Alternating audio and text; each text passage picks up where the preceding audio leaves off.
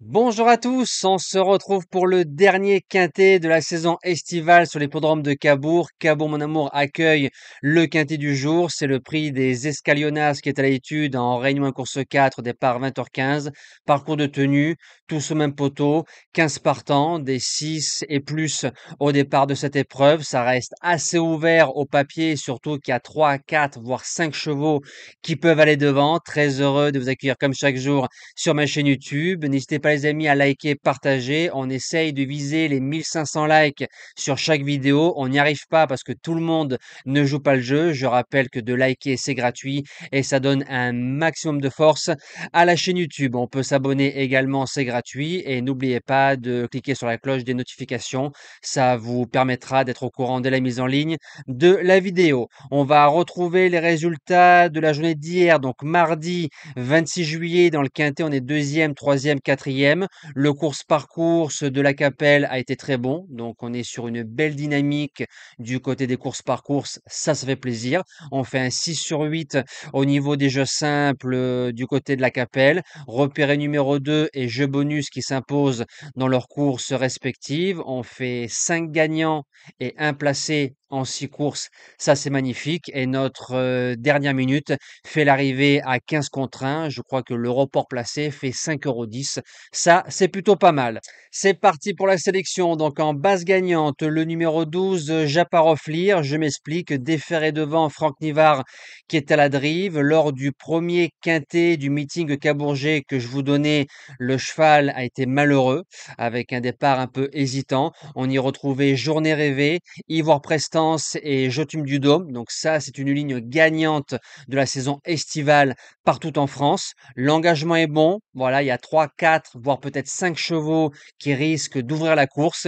Et en faisant ne serait-ce que les 500, 700 derniers mètres, Japaroflir peut jouer la victoire. En deuxième base, le 5, Jésus Détang, qui a raté son départ le 25 juillet avec David Thomain dans le quintet de référence. Il retrouve Damien Beaune qui le connaît parfaitement.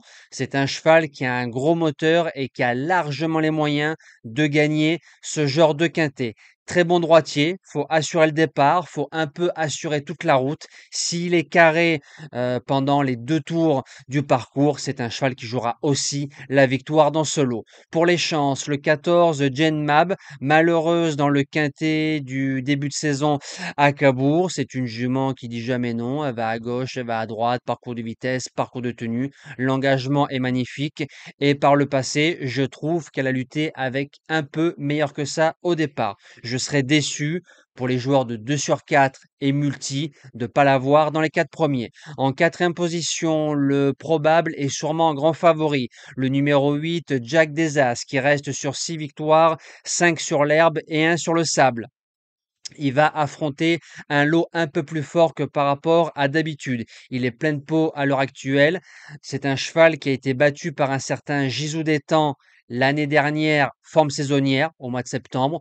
Donc normalement, Jack Desas, en faisant sa valeur, il sortirait pas des 5. En cinquième position, le numéro 9, All Black Mess, qui sera déféré devant comme sa victoire du côté du Mans. L'entraînement est en forme. C'est un cheval qui peut démarrer et en faisant le petit parcours côté corde, il viendra prendre la meilleure allocation possible. En sixième position, le 15, Juliana de Retz. L'engagement est en or. C'est une 6 ans qui affronte les plus vieux.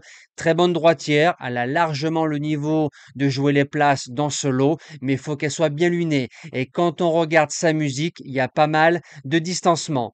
En septième position, le 4, Just d'Oléron. Il sait lire et écrire. C'est une véritable voiture de course. Qu'est-ce qu'on peut lui reprocher? Excès de vitesse. Maintenant, c'est un cheval qu'on a vu essentiellement corde à gauche. Il est 6e à Amiens en début de carrière et 2e récemment à Waregem. Théoriquement, ta tournée à Waregem, c'est des tournants peut-être un peu moins difficile qu'à Cabourg, mais c'est un cheval en 8 chevaux qui se garde sans problème. Et je termine avec le numéro 11, Gare, qui sera déféré devant et associé à un pilote qui le connaît parfaitement bien, François Lagadoc. Il va devant. Alors, j'ai pas gardé Jaldodoc qui va devant, j'ai pas gardé Hommage de Thiers qui va devant, Gare va devant, Gizou peut aller devant. Alors, si ça se bagarre, à mon avis, les suceurs de roues vont se régaler, mais c'est un cheval s'il n'est pas trop mis dans le bouillon, qui peut quand même sauvegarder une place de 4-5 dans ce lot. Nous, on se dit à demain pour le premier quintet du week-end.